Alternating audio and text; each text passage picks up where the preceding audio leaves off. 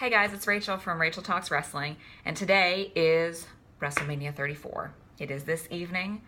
We are going to be going to it. I'm coming to you from my hotel room today, and I wanted to go over just a quick little rundown of what's going to be on the card and some predictions. Maybe not a lot of other information, but at least some predictions going through the card. So I'm not going to go through it in any particular order. Just going to go over what's listed and talk about each of those different matches. So the first one we've got on the agenda is the Andre the Giant Battle Royal.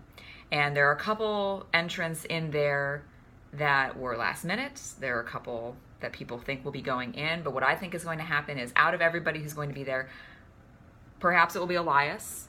I didn't know that he was going to be in it, but it does have him listed on the card. So Elias, no real need to give him a push, but I think he might come through with the win. And just based on the videos the other night that I posted about him being at Rezu, I don't really think he'll need the push winning the Battle Royal, but he might be the one who pulls it out.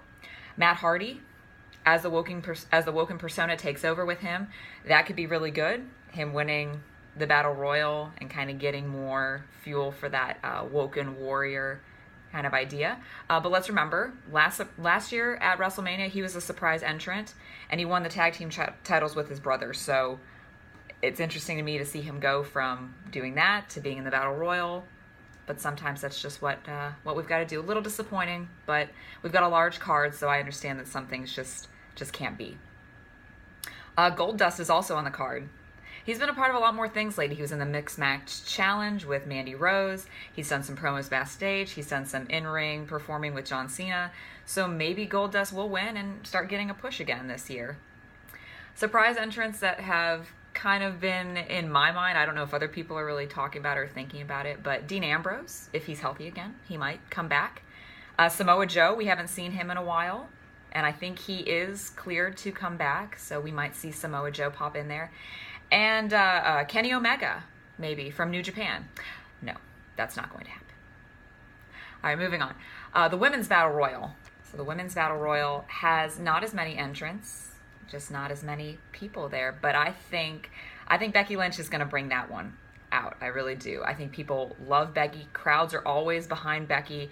She's debuted some new in-ring gear lately in the last few months, so that's exciting for her. So I really think they're going to start pushing Becky again, and I think it would be exciting to see the inaugural SmackDown Women's Champion win the inaugural Women's Battle Royal. I think that would be exciting.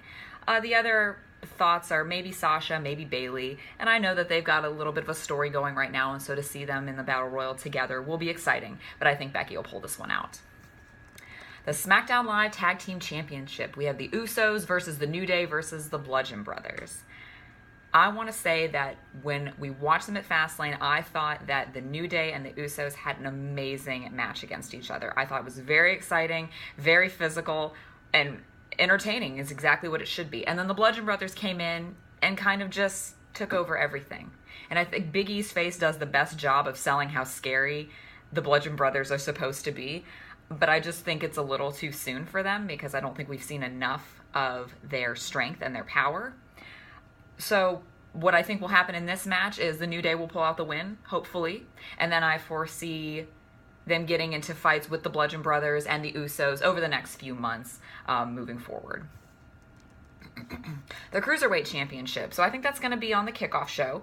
And I just want to say that I'm excited to see what the Cruiserweights do. I haven't really been watching them much, but you know, if we look back at history and what I've been told, the Cruiserweights used to have, you know, the likes of Chris Jericho and Rey Mysterio in their ranks. So to see the Cruiserweights kind of moving towards a little bit more of that would be exciting.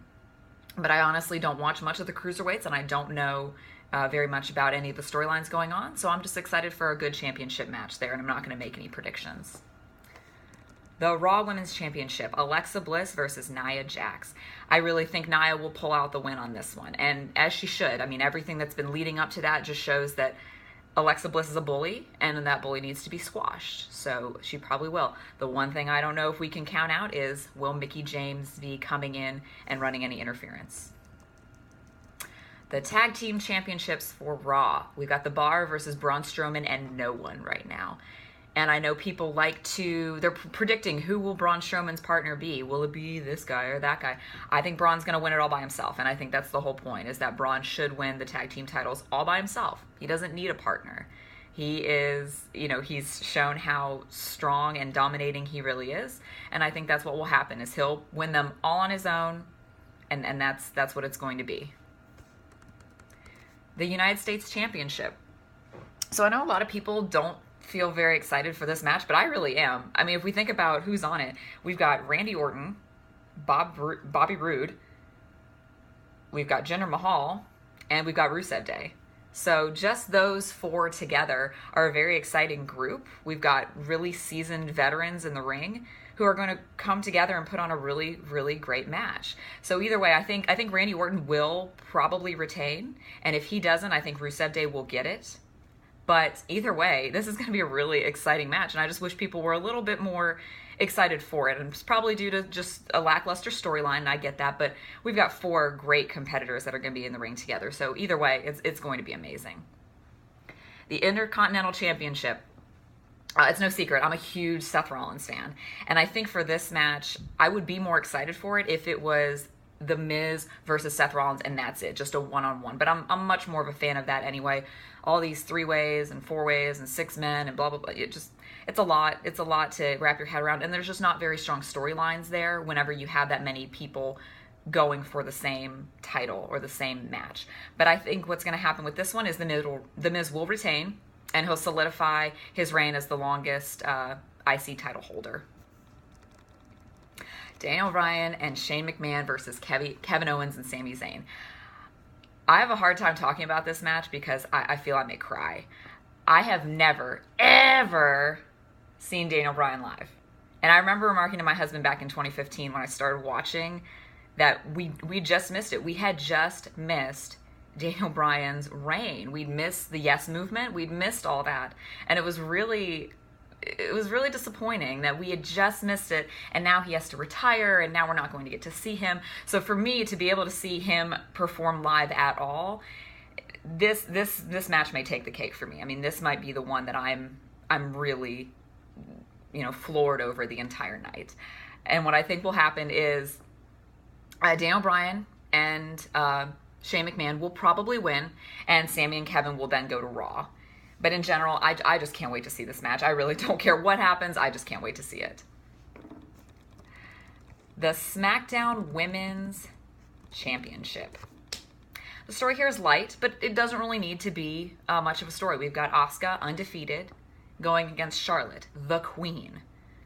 The legacy. She, Ric Flair's daughter. We've got enough there. We really don't need much more. Charlotte's just an amazing competitor. I don't know of any other woman in the women's division who is as exciting to watch as Charlotte. So I think the two of these, if they give them a good 15 to 20 minute match, we can't be disappointed, but I do think Asuka will come out with the win there. We've got Steph and Triple H versus Ronda Rousey and Kurt Angle. I like to call this match the Olympians versus the Authority. What I think will happen, Ronda will get a push. Triple H and Stephanie will probably lose. So Ronda will get that push. And then Kurt will lose his position at Raw because Stephanie's the boss there. And she'll want to send him packing after she loses to him. So I think they'll get rid of Kurt at Raw. He'll go over to SmackDown and take over the GM position. And then Daniel Bryan will be able to go full time. And the Raw GM position will then go to the coach. AJ Styles and Shinsuke Nakamura, a.k.a. the dream match for the World Heavyweight Championship. We've seen it being built up here for a couple months since Shinsuke won the Royal Rumble. And what I think will happen with this is that these two will put on a physical match. They're going to get a good 30 minutes, I hope. And in the end, AJ will retain. He'll come out victorious. Brock Lesnar and Roman Reigns for the Universal Championship.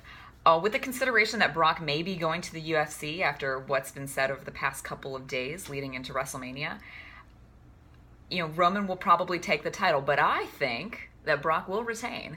I don't think he'll leave. I think he'll retain. I think it'll be a very physical 30 to 40 minute match for the two of them, and Brock will retain that title.